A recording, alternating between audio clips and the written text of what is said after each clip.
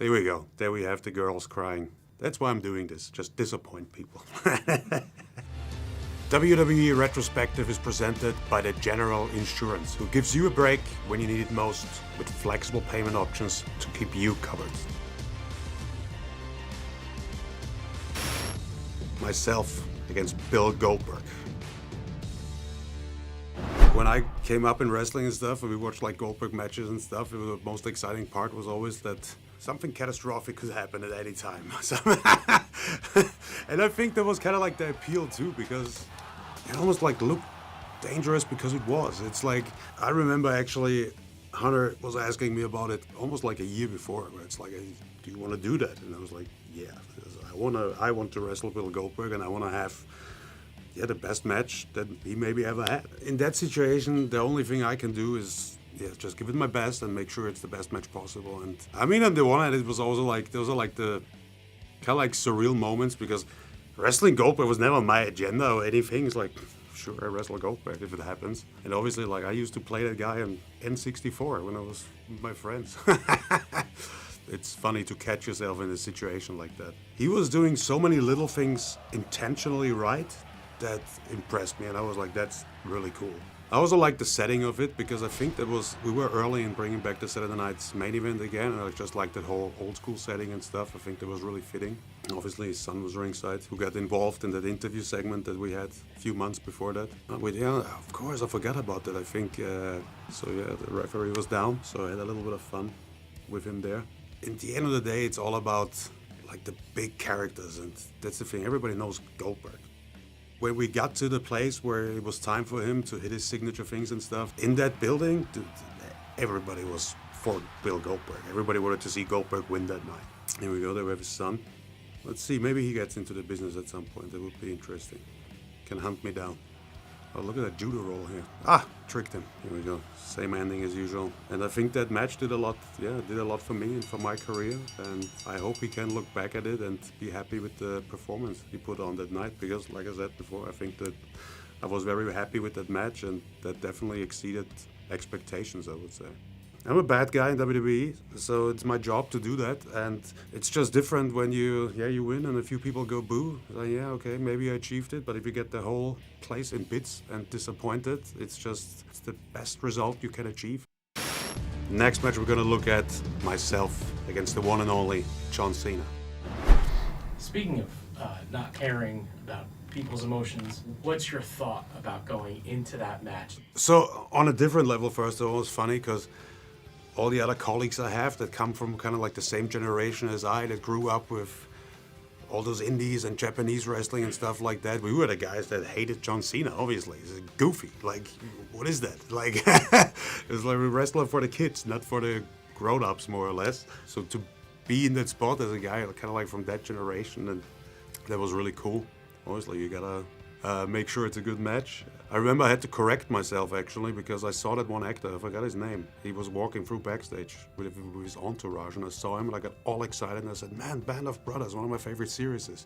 And then I realized he wasn't in Band of Brothers. And then I went to the ring, and I saw him sitting outside first row.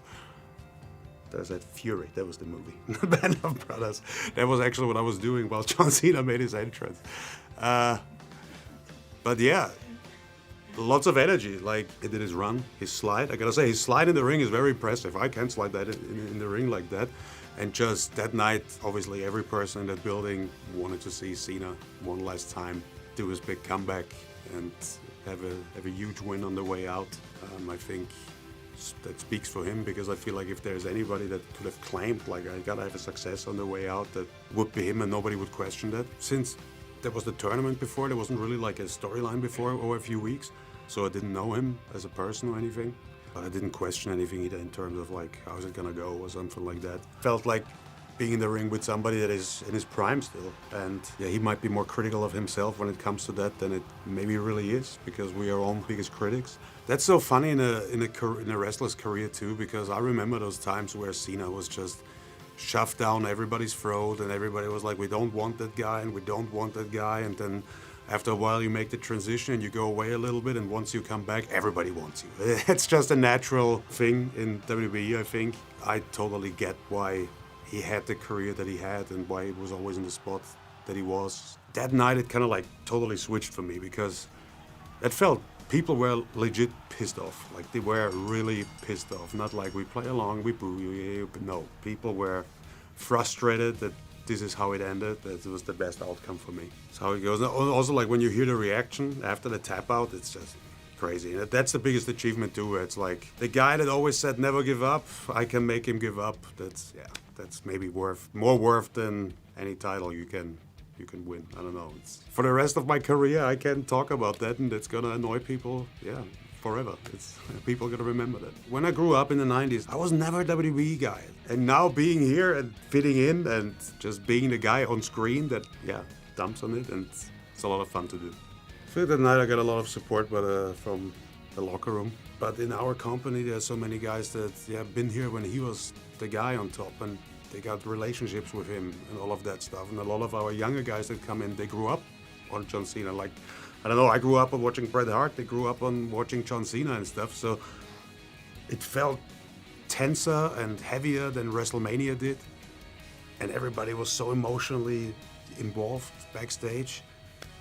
And in the middle of that was me, just enjoying that, being the emotional stone that I am. And but yeah, I enjoyed that. It was a special night. The next match we're gonna look at, home turf for me, against Randy Orton, Bash in Berlin.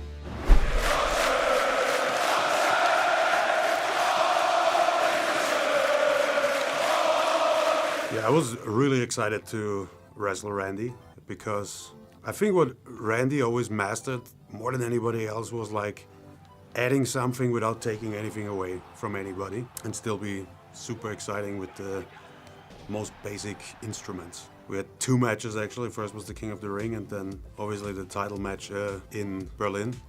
And that was obviously special to me because I lived in Germany for a while, and I grew up also knowing like Otto Wanz and the classic World Heavyweight Championship match. The certain style about that match, and that match with Randy felt really much like that. I think in the second match the dynamic changed because the first one was in Saudi and I'm the bad guy and Randy is Randy, so people were all behind him. But in Berlin it was different because one guy was their guy and the other guy is Randy Orton, the legend. So really felt like a World Heavyweight Championship match, 2 heavyweights going at it.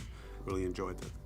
I think we were in the ring for 40 minutes or something like that, and I love having those like almost like marathon matches where it's like you just let things play out and let things happen and let reactions organically happen, and that's what I enjoy most when I'm in the ring. I also think the match is good and you put in effort. In Germany, they will always get you credit from the audience. If they see you pulling everything in and you're giving them everything, they're gonna appreciate it. When it comes to like aura and the whole persona and stuff, I think nobody beats Randy. I felt very alive in that match, I would say. Here we go. That was a big fall. Remember that. That was painful.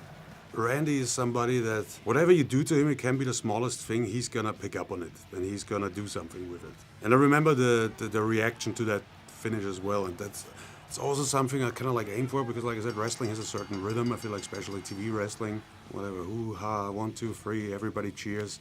I like the idea of people being glued, really paying attention to what's gonna happen and then try to get a different reaction to a finish than usually. I really don't care what fans have to say in something. It's the respect that you get from the peers, the people that actually really understand what we're doing and stuff. That's the most gratifying thing if you get the respect from them.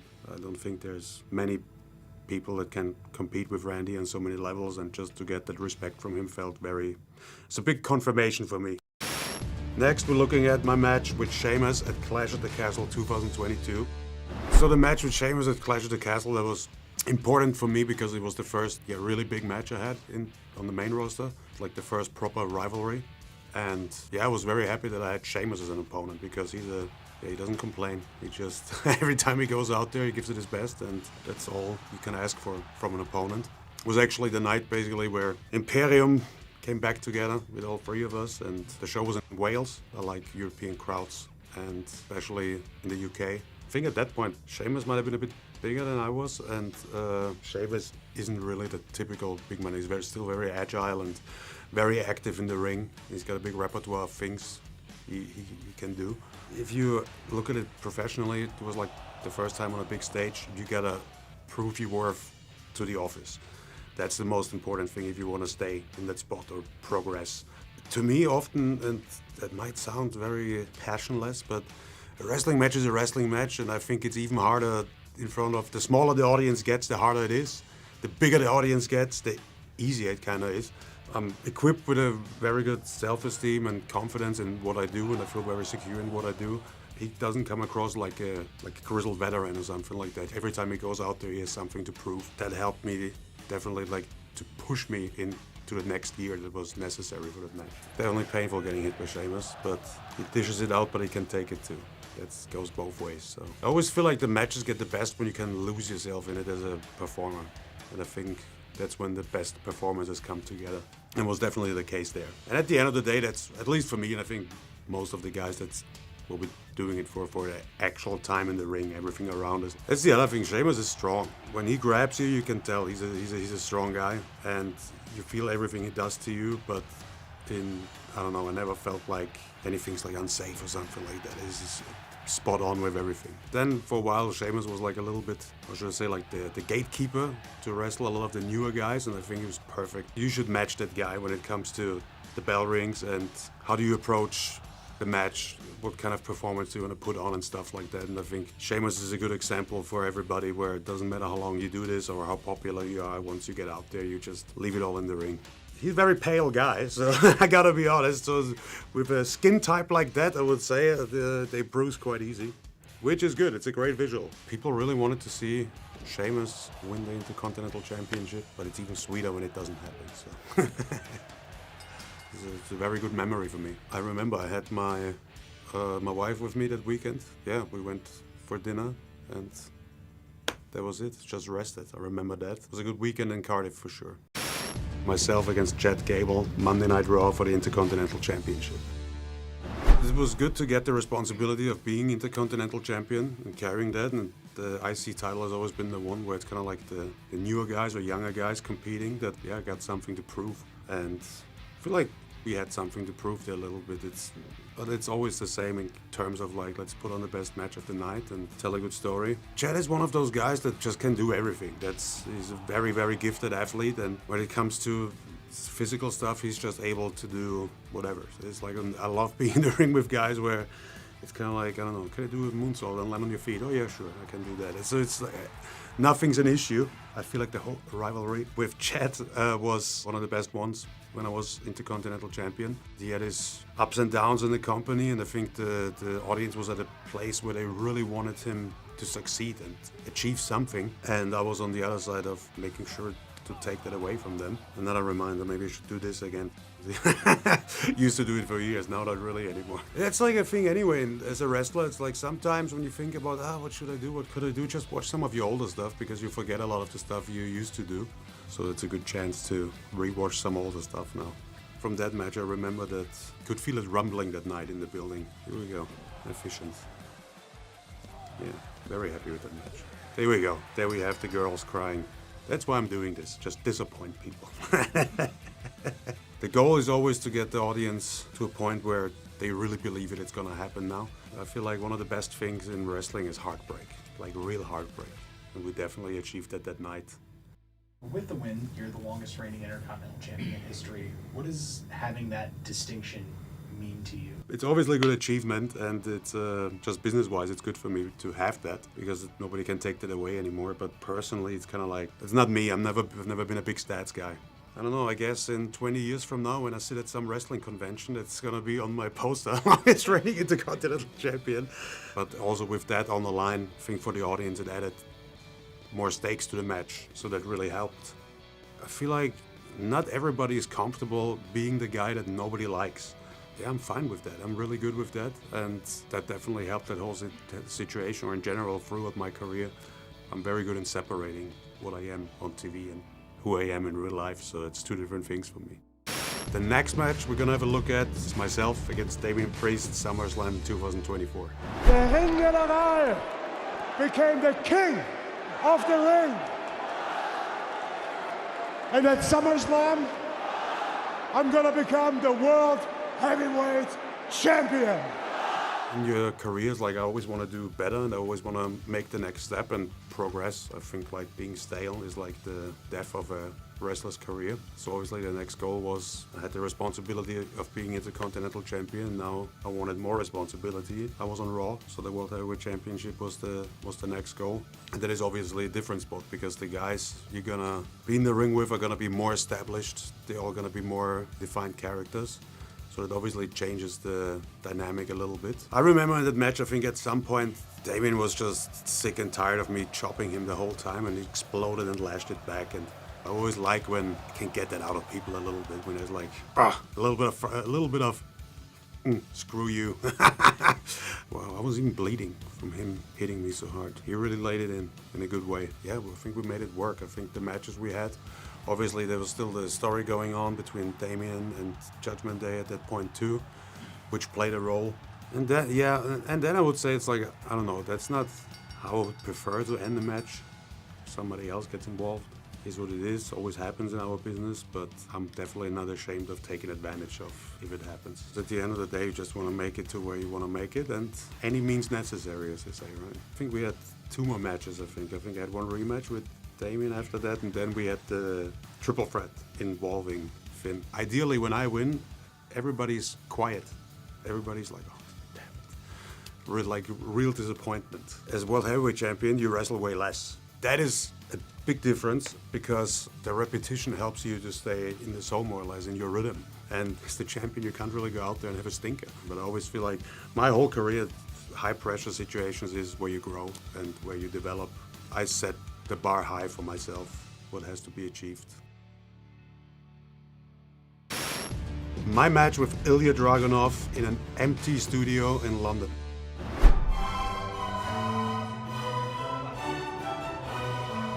Tonight, he faces a test like never before.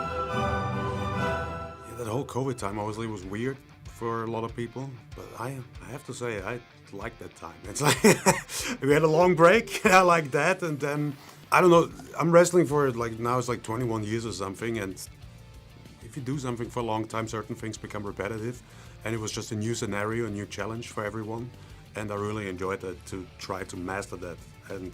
Yeah, keep putting on good matches and exciting matches for people to watch, even though there's no audience there. First of all, I always prefer wrestling guys that are smaller than me. I feel like it's a way more exciting dynamic. I'm not a big fan of the two monsters collide kind of matchup. I feel it's very, I don't know, for me it's very dull, very one-dimensional. In terms of what makes Ilya special, out of my perspective, obviously I know him for so long, like I knew him since he had his first matches in Germany, and yeah, I remember coming to the venue and we usually met up pretty early, and that guy was already in his whole gear and was headbutting walls and amping himself up, and yeah, I feel like what's important in this business, and I think he's better than I in that, is you kind of gotta jump over your shadow a little bit and that overcome that feeling of cringe and being uncomfortable. And I think like he never had that, and I think that's why it was very easy for him to be that expressive of a character. And then I think overall his work ethic and discipline, it's like if he chooses to learn something, like a new skill, he just dedicates to it and sticks with it, and he's very good with taking direction and implement it. And yeah, the result speaks for itself. I think he's one of the most exciting wrestlers that there are right now. It was way heavier back then. I recognize that for sure. So that's the thing with Ilya as an opponent that I'm always very thankful about, is that you don't have to worry about the guy not fighting back, not doing anything. Ilya is always active in the ring, and yeah, for a wrestler that I am, that usually dominates a match, that's great to have an opponent like that. And as you can see here, if you know each other and you're friends outside of this, yeah, you tend to hit each other a little bit more and a little bit harder. But I think that's, yeah, look at that. That's exciting. Exciting for me to watch. Just reminded me I should use the sleeper like that again. I always used to do the lift up. I don't do it anymore for some reason. I'm definitely gonna do that again. I got a hats off to both of us, because usually if there's a live audience and there's a reaction, it gives you some sort of a break, because you gotta let the reaction happen. There was no reaction, so you kind of gotta keep going. I think we're both known for having good stamina in that ring. In that title reign, that was the biggest title match I had, and It was a time where wrestling was a bit hard to watch with no audience, but I think we really benefited from that because it was a very physical match and our styles were, they are very physical. And I think it had that little Fight Club atmosphere, almost like it was very private. But yeah, definitely one of my favorite matches in my career because just the surroundings and the scenario made it stand out, and hope our paths cross again on the main roster now. The last match we're gonna look at is myself against the phenomenal AJ Styles. AJ, if you want a rematch with me at the Royal Rumble, I want you to put your career on the line. Obviously, after John Cena, my mojo was through the roof. So everybody kind of knew backstage. It was kind of like an open secret that AJ is gonna hang up his boots at some point. Yeah, that's what I wanted to do next, obviously. And AJ is kind of like different, where it's like you had Goldberg and John Cena. There was like the WCW legend Goldberg, and then you have the guy that stands for WWE.